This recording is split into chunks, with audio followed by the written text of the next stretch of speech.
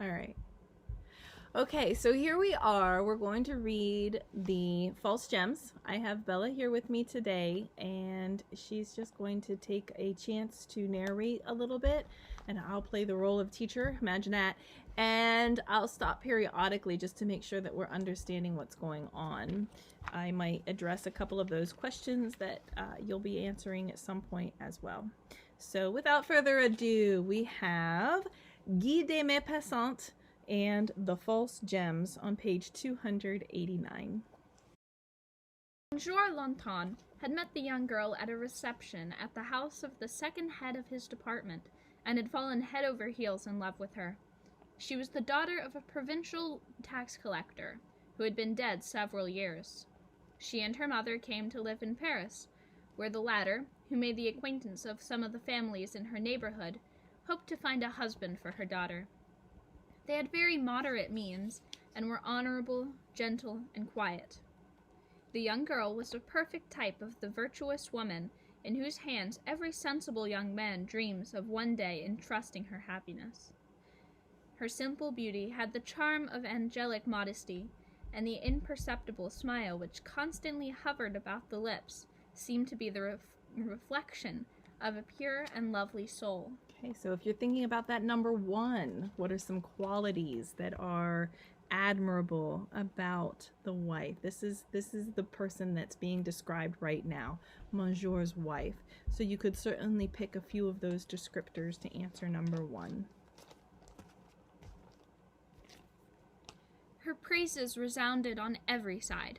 People never tired of repeating, "Happy the man who wins her love.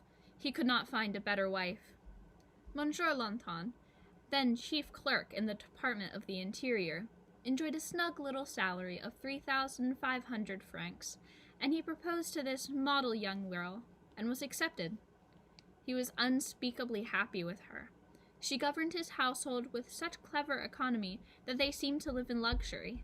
She lavished the most delicate attentions on her husband, coaxed and fondled him, and so great was her charm that 6 years after their marriage, Monsieur Lanton discovered that he loved his wife even more than during the first days of their honeymoon.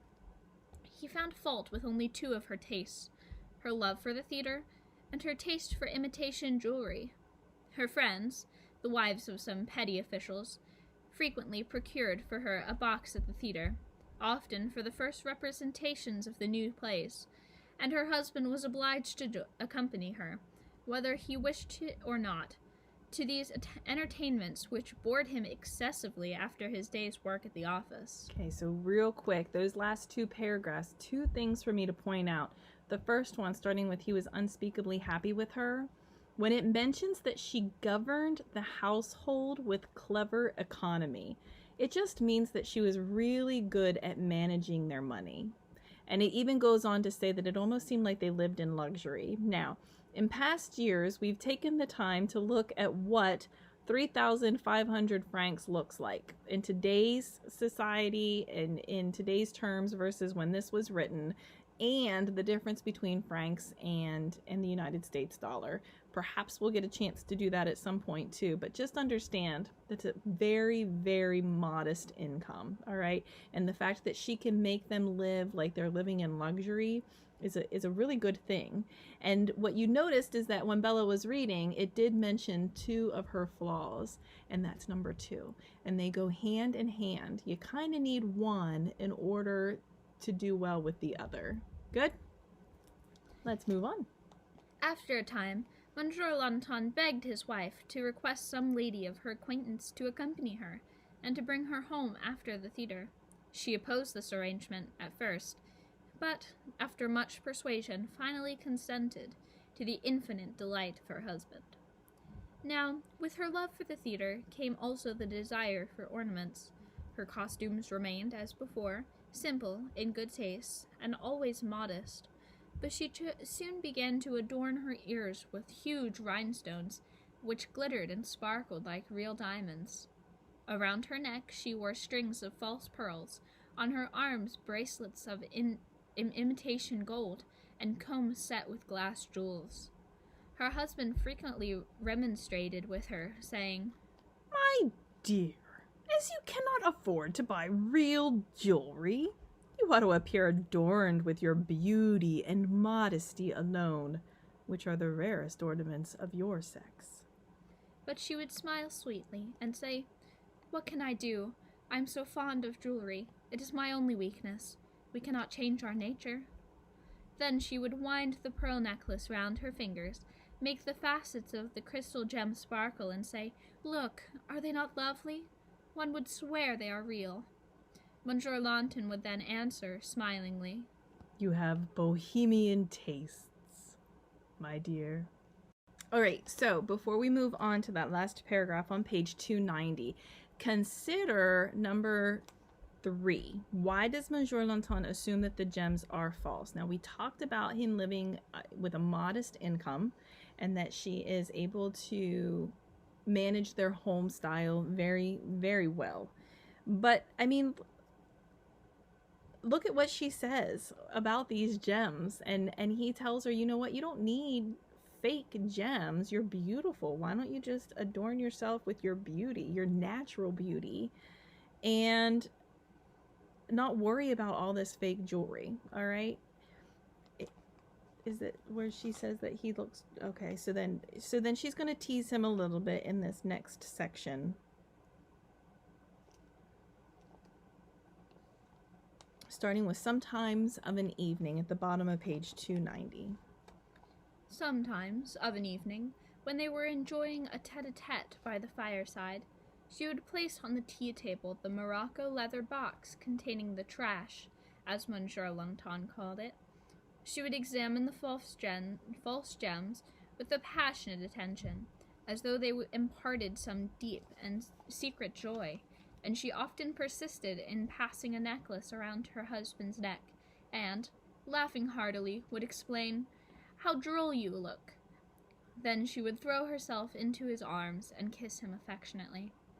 One evening, in winter, she had been to the opera, and returned home chilled through and through. The next morning she coughed, and 8 days later she died of inflammation of the lungs. That's kind of sudden. Like, literally 2 sentences.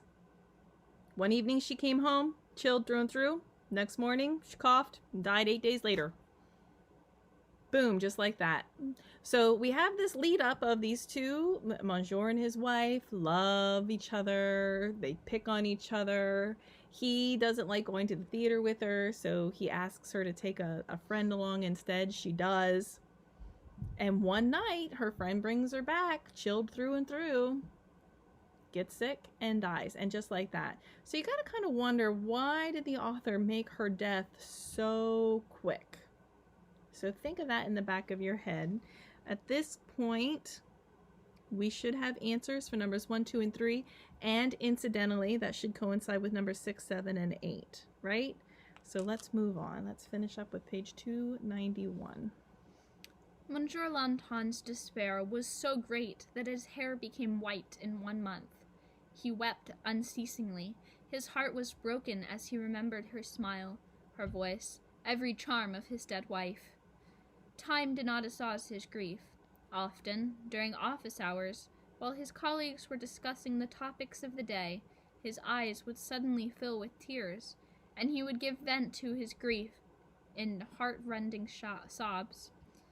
Everything in his wife's room remained as it was during her lifetime, all her furniture, even her clothes, being left as it was on the day of her death. Here he was wont to seclude himself daily, and think of her who had been his treasure, the joy of his existence. But life soon became a struggle. His income, which in the hands of his wife covered all household expenses, was now no longer sufficient for his own immediate wants, and he wondered how she could have managed to buy such excellent wine and rare delicacies which he could no longer procure with his modest resources. He incurred some debts, and was soon reduced to absolute poverty. One morning, finding himself without a cent in his pocket, he resolved to sell something, and immediately the thought occurred to him of disposing of his wife's paste jewels, for he cherished in his heart a sort of rancor against these deceptions, which had always irritated him in the past. The very sight of them spoiled somewhat the memory of his lost darling. So let's go back to that concept. He has a very modest income, but his wife was able to make it seem luxurious. Now that she's dead, he has no idea how to make ends meet. He's actually living in poverty. He can't afford food and water, let alone nice food and wine the way she could. So what has he done? He's decided he's going to sell some of that fake jewelry, which he had a sort of rancor against, and he called them deceptions anyway. Why would you think about calling them deceptions? Think about it. Fake jewelry, it's almost like you're trying to deceive people into thinking that you have that kind of money, or deceiving with her natural beauty. Like she's trying to make herself look more beautiful than what she actually is, because he tells her you should just use your natural beauty. So I like that term deceptions and the quotes around it there for that purpose. Let's see if we can finish up with this page. To the last days of her life, she continued to make purchases, bringing home new gems almost every evening, and he turned them over some time before finally deciding to sell the heavy necklace, which she seemed to prefer, and which, he thought, ought to be worth about 6 or 7 francs, and it was of very fine workmanship, though only imitation. He put it in his pocket and started out in search of what seemed a reliable jeweler's shop. At length he found one and went in, feeling a little ashamed to expose his misery, and also to offer such a worthless article for sale. Sir, said he to the merchant, I would like to know what this is worth. The man took the necklace, examining it, called his clerk, and made some remarks in an undertone. He then put the ornament back on the counter and looked at it from a distance to judge of the effect. Monsieur Lanton, annoyed at all these ceremonies, was on the point of saying, "Oh, I know well enough it's not worth anything," when the jeweler said, "Sir, that necklace is worth from 12 to 15,000 francs, but I could not buy it, unless you can tell me exactly where it came from." 12 to 15,000 francs for one little necklace. That's a lot compared to, what was it he was making? 3,000 a year? 3,500 francs a year, and this necklace is worth 15,000 francs? Something doesn't seem right here, right? So obviously, Monsieur Lanton's gonna be like, no, this jeweler doesn't know what he's talking about. Meanwhile, the jeweler's like, you need to prove who you are and where you got this, because I'm not just gonna give you money. What do you think that jeweler's thinking? I bet it was stolen, right? So you should have number 4 now, and that coincides with number 9. We talked about 9 too, so you should be good to go. Way good to go. Let's move on to page 292. The widower opened his eyes wide and remained gaping, not comprehending the merchant's meaning. Finally he stammered, "Yeah, say, are you sure?" The other replied dryly, "You can try elsewhere and see if anyone will offer you more. I consider it worth 15,000 at the most. Come back here if you cannot do better." Monsieur Lanton, beside himself with astonishment, took up the necklace and left the store. He wished time for reflection. Once outside, he felt inclined to laugh and said to himself, The fool! The fool! Had I only taken him at his word. That jeweler cannot distinguish real diamonds from the imitation article. A few minutes later, he entered another store in the Rue de la Paix. As soon as the proprietor glanced at the necklace, he cried out, "Ah, parbleu! I know it well, it was bought here." Monsieur Lanton, greatly disturbed, asked, How much is it worth? "Well, I sold it for 20,000 francs. I'm willing to take it back for 18,000 when you inform me, according to our legal formality, how it came to be in your possession." This time, Monsieur Lanton was dumbfounded. He replied, Examine it well. Until this moment, I was under the impression that it was imitation. The jeweler asked, "What is your name, sir?" Lanton.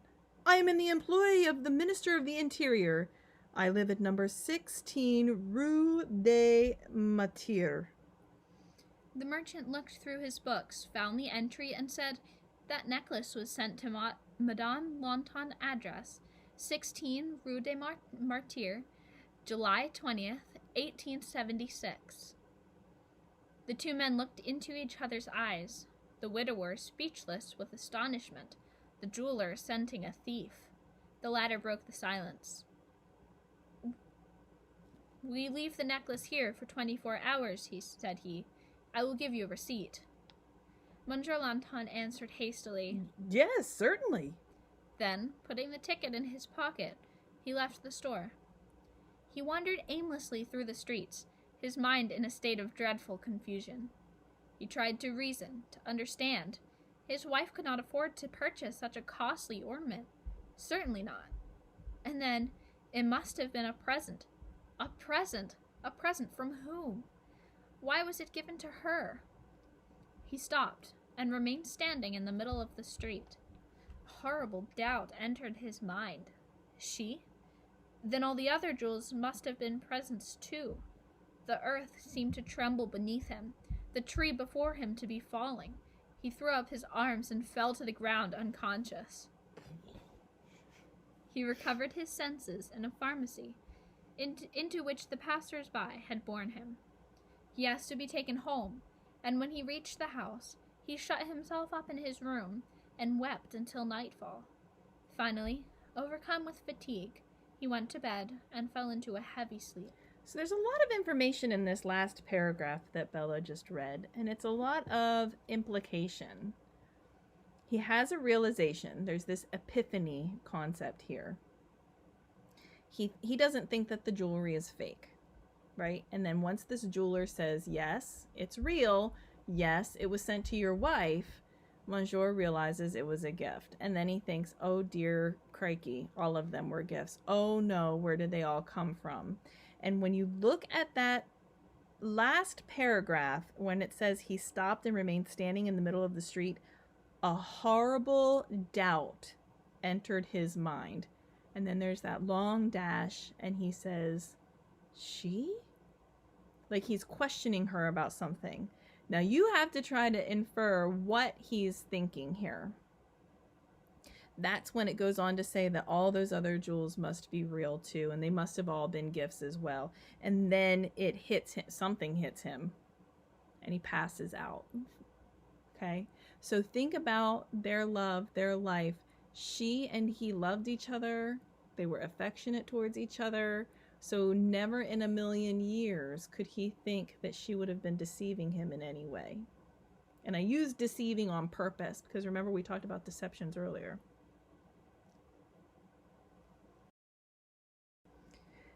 All right, we're going to finish this story now. The sun awoke him next morning, and he began to dress slowly to go to the office. It was hard to work after such shocks. He sent a letter to his employer, requesting to be excused. Then he remembered that he had to return to the jeweler's. He did not like the idea, but he could not leave the necklace with that man. He dressed and went out. It was a lovely day. A clear blue sky smiled on the busy city below. Men of leisure were strolling about with their hands in their pockets. Monsieur Lanton, observing them, said to himself, "The rich indeed are happy. With money it is possible to forget even the deepest sorrow. One can go where one pleases, and in travel find that distractions which is the surest cure for grief. Ugh! If I were only rich." He perceived that he was hungry, but his pocket was empty. He began remembering the necklace. 18,000 francs. 18,000 francs. What a sum. He soon arrived at the Rue de la Paix, opposite the jeweler's. 18,000 francs. 20 times he resolved to go in, but shame kept him back. He was hungry, however. very hungry, and not a cent in his pocket. He decided quickly, ran across the street in order not to have time for reflection, and rushed into the store. The proprietor immediately came forward and politely offered him a chair. The clerks glanced at him knowingly. "I have made inquiries, Monsieur Lanton," said the jeweler, "and if you are still resolved to dispose of the gems, I am ready to pay you the price I offered." Certainly, sir, stammered Monsieur Lanton. Whereupon the proprietor took from a drawer 18 large bills, counted and handed them to Monsieur Lanton, who signed a receipt, and with a trembling hand put the money into his pocket. As he was about to leave the store, he turned toward the merchant, who still wore the same knowing smile, and lowered his eyes, said, I have other gems which came from the same source. Will you buy them also? The merchant bowed. "Certainly, sir." Monsieur Lanton said gravely, I will bring them to you. An hour later, he returned with the gems. The large diamond earrings were worth 20,000 francs, the bracelets 35,000, the rings 16,000, a set of emeralds and sapphires 14,000, a gold chain with solitaire pendant 40,000, making the sum of 143,000 francs. The jeweler remarked jokingly, "There was a person who invested all her savings in precious stones." Monsieur Lanton replied seriously, It is only another way of investing one's money. That day he lunched at Voisin's and drank wine worth 20 francs a bottle. Then he hired a carriage and made a tour of the Bois. He gazed at the various turnouts and with a kind of disdain, and could hardly refrain from crying out to the occupants, I too am rich! I'm worth 2,000 francs! Suddenly he thought of his employer. He drove up to the bureau and entered gaily, saying, Sir, I've come to resign my position. I have just inherited 300,000 francs. He shook hands with his former colleagues and confided to them some of his projects for the future. He then went off to dine at the Café Anglais. He seated himself beside a gentleman of aristocratic bearing, and during the meal informed the latter confidentially that he had just inherited a fortune of 400,000 francs. For the first time in his life, he was not bored at the theater, and spent the remainder of the night in gay frolic. 6 months afterward, he married again. His second wife was a very virtuous woman, but had a violent temper. She caused him much sorrow. What a horrible way to end. So you gotta wonder, is it better to be lied to and live happily in your ignorance of knowing that your wife is deceiving you somehow, or to marry a virtuous woman, a very honest woman, but she's got a bad temper, and then just be miserable for the rest of your life? Which would be worse? I don't know. It's kind of interesting. And most students, almost every year, say, why did he keep lying about how much money he inherited? Like, at one point, he just kept going with more and more, how much more money he's worth.